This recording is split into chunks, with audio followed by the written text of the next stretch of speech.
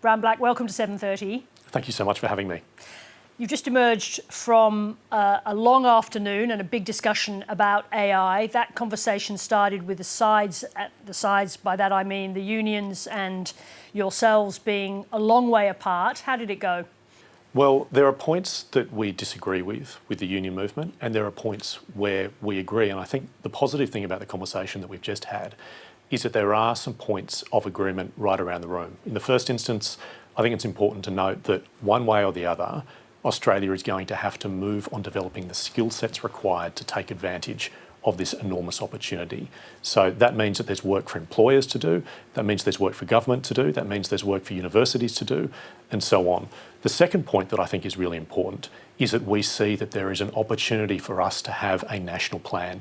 If you look at other countries like Singapore, which has really moved ahead in this regard, in fact, they're onto their second edition of a national plan, they are trying to pursue the opportunity in their plan. They describe it as a necessity rather than an opportunity. We need to see it in the same way. Let me ask you about the workers' side of the equation, because we know what the ACTU was asking for was, in a sense, an effective veto for workers to have over the introduction of AI into workforces. Talk to me about that discussion, because you're very opposed to that. The way we see it, you've got to make evidence-based policy in terms of how you proceed with anything, and particularly in terms of a major issue such as artificial intelligence. What I see when I talk to my members, and frankly when you review what's happening around the world, is that we are seeing that there are changes to the way in which people are doing their jobs, but AI is affecting their roles. It's not replacing their roles. Now, of course, there are going to be some instances where that happens, but our point is we think that there is still a sufficient basis within our existing laws and regulations to take us through the types of issues that we see emerging. So as a first point, do a gap analysis. Are there issues that really require legislative intervention? If there's not, don't do it. But if we do need to move forward, we would say let's look very carefully at the specific powers that regulators need. And if they do need additional powers, then let's plug those specific gaps, if you will. So who protects workers in a circumstance where AI is being introduced into a workplace and it's going to affect the workforce? Why shouldn't workers have a say in how that gets rolled out? What's your position? Well, at the moment, there is already a mechanism for that to happen. So under the Fair Work Act, in circumstances where there are significant changes that are contemplated with respect to a workforce, there are already rights with respect, and indeed obligations with respect to consultation. So we say that is a great example of where there is already scope to rely upon existing laws and processes. But I think there's an important point that requires a bit of a step back, and that is that what we are concerned about is that if we rush to regulate now, if we rush to regulate too early, then we will miss the opportunity associated with the technology.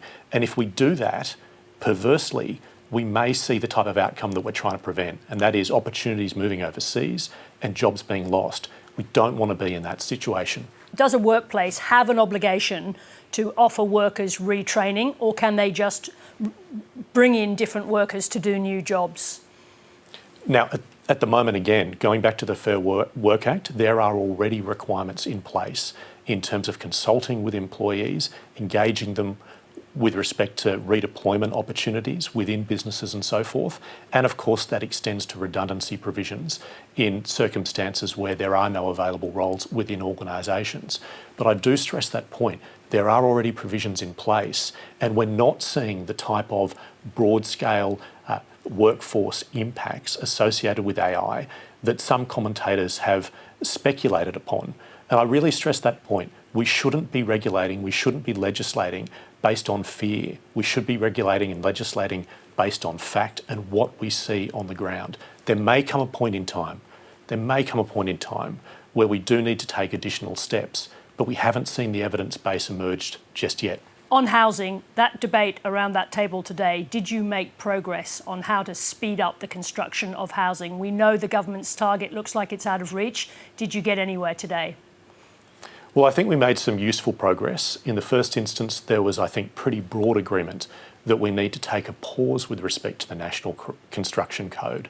And that's important because just to give an example and perhaps a little bit of colour, one of the great graphics that the Productivity Commissioner produced today showed that the average apartment build takes 7 years plus, and yet the construction code is updated every 3 years. So potentially you've got a situation where a single development is subject to 3 different changes of code, and that's assuming the developer isn't doing multiple different developments and having to deal with all these different changes across multiple areas. So that was one area where I thought that there was some pretty good agreement. Equally, I think we also saw in terms of the federal approval system and the EPBC that there is scope for us to broadly reach agreement around what the structure of reform looks like. And that is a good starting point. It is a really important starting point. The devil is in the detail, and there are lots of issues that are still to be finalised.